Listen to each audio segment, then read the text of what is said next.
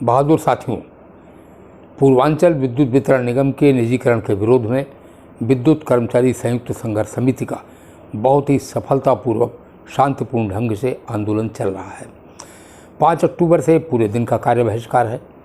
3 और 4 अक्टूबर को power corporation प्रबंधन की ओर से अपर मुख्य सचिव ऊर्जा, जो पावर कॉरपोरेशन के चेयरमैन भी हैं, उनसे 2 दिन 2 चक्र बातचीत संघर्ष समिति की हुई है। वह बातचीत बेनतीजा रही क्योंकि पावर कॉरपोरेशन प्रबंधन निजीकरण की जिद पर अड़ा हुआ है। उनका कहना है कि निजीकरण के टेंडर होंगे, निजीकरण की प्रक्रिया चलती रहेगी और बिजली कर्मचारी सुधार करें।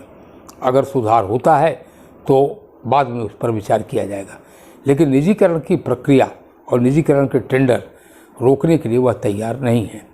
हमारा यह कहना है कि विद्युत कर्मचारी संयुक्त संघर्ष समिति और पावर कॉरपोरेशन के बीच में माननीय ऊर्जा मंत्री पंडित श्रीकांत शर्मा जी की उपस्थिति में 5 अप्रैल 2018 को एक लिखित समझौता हुआ है। उस समझौते का सम्मान किया जाए। समझौते में क्या लिखा है? उत्तर प्रदेश में विद्युत वितरण निगमों की वर्तमान व्यवस्था में ही विद्युत वितरण में सुधार हेतु कर्मचारियों एवं अभियंताओं को विश्वास में लेकर सार्थक कार्यवाही की जाएगी। हम सुधार के लिए तैयार हैं।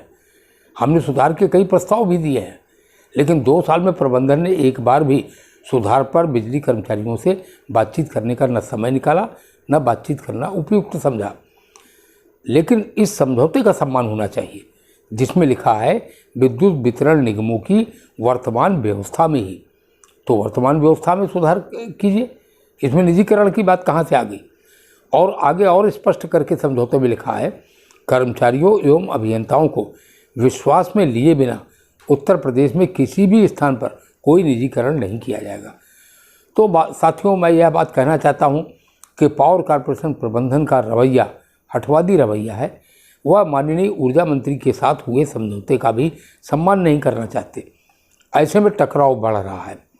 इसके अलावा पावर कॉरपोरेशन प्रबंधन ने NTPC, NHPC, BHEL, power grid, POSOCO के तमाम कर्मचारियों और अधिकारियों की ड्यूटी लगा दी है, जबकि बड़े बिजली घरों में और सिस्टम ऑपरेशन में और बड़े विद्युत केंद्रों पर 765 केवी और 400 केवी पर शिफ्ट के कर्मचारी कार्य बहिष्कार कर ही नहीं रहे हैं। तो एक प्रकार से हड़ताल थोपने की कोशिश हो रही है।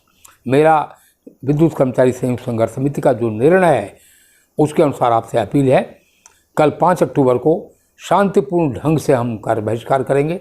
शांतिपूर्ण ढंग से सारे प्रदेश में, सभी जनपदों में, सभी परियोजनाओं में विरोध सभाओं का आयोजन किया जाए पूरे अनुशासन के साथ।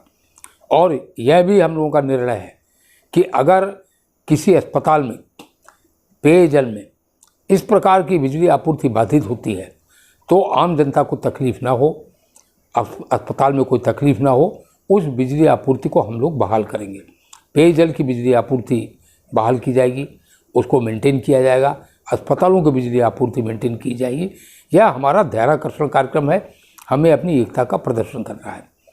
लेकिन विनम्रतापूर्वक मैं यह भी कहना चाहता हूँ, एक चेतावनी पावर कॉरपोरेशन प्रबंधन के लिए, कि यदि पावर कॉरपोरेशन प्रबंधन ने इस शांतिपूर्ण कार्य बहिष्कार के दौरान किसी भी बिजली कर्मचारी का उत्पीड़न किया या प्रदेश में कहीं पर भी किसी भी बिजली कर्मचारी की गिरफ्तारी हुई, तो ऐसी स्थिति में हमारी नोटिस के अनुसार उसी समय अनिश्चितकालीन हड़ताल प्रारंभ हो जाएगी और सामूहिक जेल भरो आंदोलन होगा।